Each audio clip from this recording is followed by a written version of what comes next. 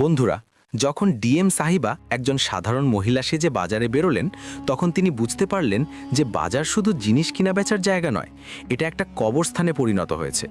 ওখানকার দারোগা রাতে তাদের কাছ থেকে জোরপূর্বক টাকা বা চাঁদা আদায় করে। তাদের বাধ্য করা হয়, আর যে টাকা দেয় না তার দোকান জ্বালিয়ে দেওয়া হয়। তাদের সেখানেই খুব খারাপভাবে মারধর করা হয় এবং তাদের বাড়ির মা বোনদের সামনে তাদের নিয়ে নোংরা মশকরা করা হয়।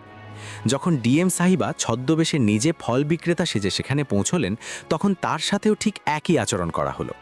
বন্ধুরা, এরপর কি হলো তা জানার জন্য ভিডিওর শেষ পর্যন্ত আমাদের সাথে থাকুন। আর ভিডিওটি ভালো লাগলে লাইক করুন এবং আমাদের চ্যানেলটি অবশ্যই সাবস্ক্রাইব করুন। তো চলুন জেনে নেওয়া যাক শেষমেশ সেই রাতে কি হয়েছিল। যখন অঞ্জনা অফিসার হিসেবে দায়িত্ব নিয়েছিলেন, তখন তিনি ভেবেছিলেন সিস্টেমের মধ্যে থেকেই কিছু বদলানোর চেষ্টা করবেন।